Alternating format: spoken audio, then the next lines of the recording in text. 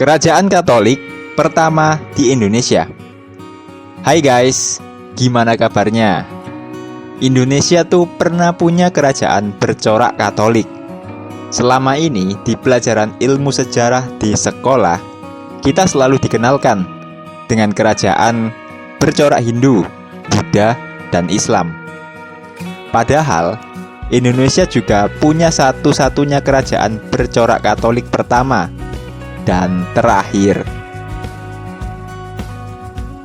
Namanya Larantuka, letaknya di NTT.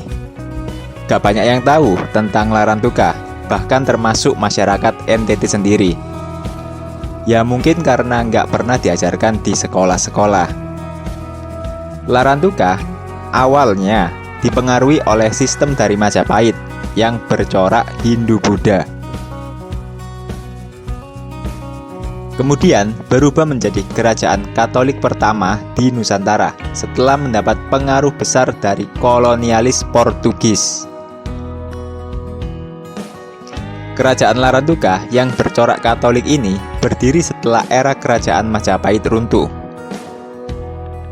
Dan ketika bangsa Eropa masuk ke Nusantara karena memburu rempah-rempah, lebih tepatnya abad ke-16, kawasan NTT mulai mendapat pengaruh dari bangsa-bangsa Eropa.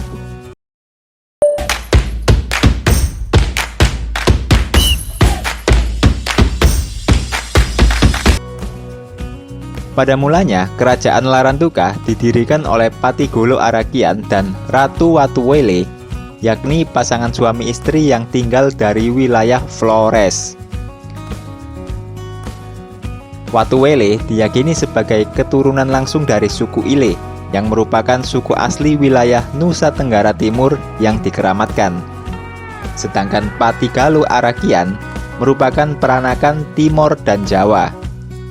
Itu sebabnya ketika keduanya mendirikan kerajaan di Nusa Tenggara, nama kerajaan itu adalah Kerajaan Atajawa. Lalu, Kerajaan Atajawa berubah menjadi Larantuka saat pemerintahan Raja ketiga, yakni Raja Sirat Demon Pagumolang.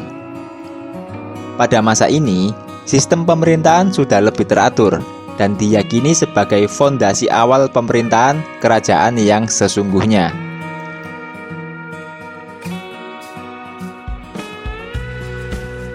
Di saat yang bersamaan, saat abad ke-16, wilayah NTT juga diduduki oleh bangsa Portugis dari Eropa. Kawasan Larantuka awalnya dijadikan sebagai tempat singgah bangsa Portugis dari Malaka, sebelum melanjutkan perjalanannya ke Kepulauan Maluku.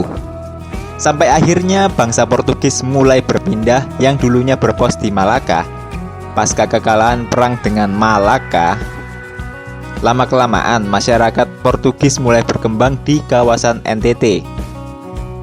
Sampai tiba masanya perpecahan bangsa Portugis, di mana orang-orang Dominikan atau misionaris Katolik dan para pedagang Portugis mengalami konflik.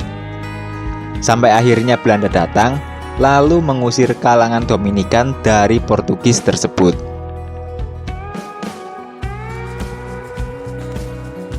Ternyata bukan orang Indonesia aja yang terpecah belah. Orang-orang bangsa Eropa yang datang ke sini juga. Pertanyaannya kan muncul, siapa sih yang memecah belah orang-orang Eropa ini?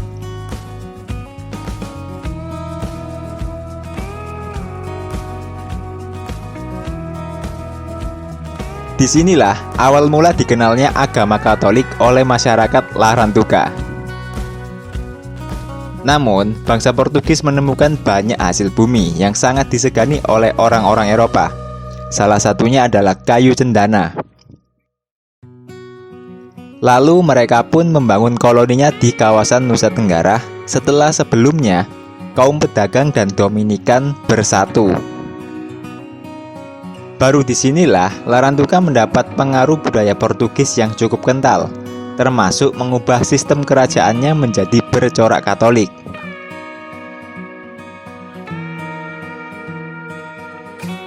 Pada masa kepemimpinan Sirat Demon Pagumolang, kerajaan Larantuka beraliansi dengan Portugis untuk sama-sama melawan Belanda yang sudah memasuki kawasan NTT Sementara itu, Belanda alias VOC yang datang belakangan ternyata juga ingin menguasai kawasan Larantuka. Tapi kerajaan Larantuka nggak tinggal diam.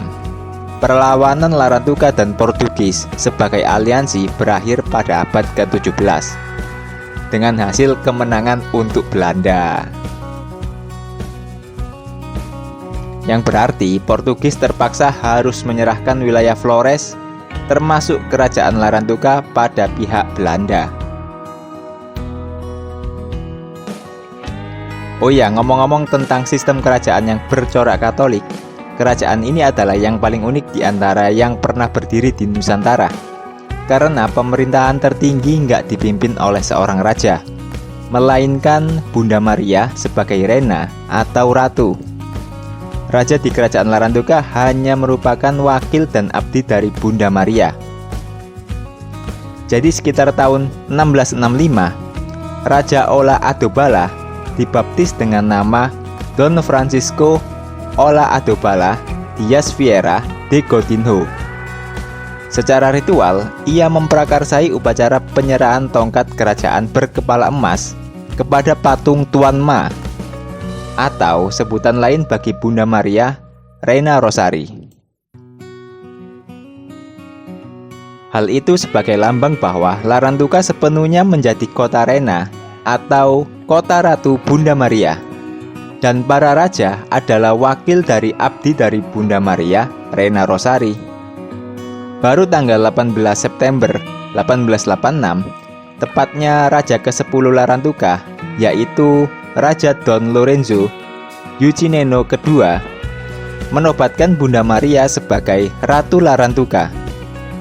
Sehingga Larantuka sejak itu dikenal umum sebagai Reina Rosari atau Ratu Rosari. Jadi itu tadi sekilas tentang kerajaan Larantuka. Sebenarnya yang sangat disayangkan adalah sejarah nggak begitu menguak tentang kerajaan bercorak Katolik pertama dan terakhir di Indonesia ini.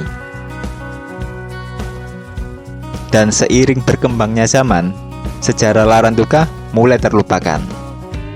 Sekian, ini info hari ini. Sampai jumpa di video-video selanjutnya.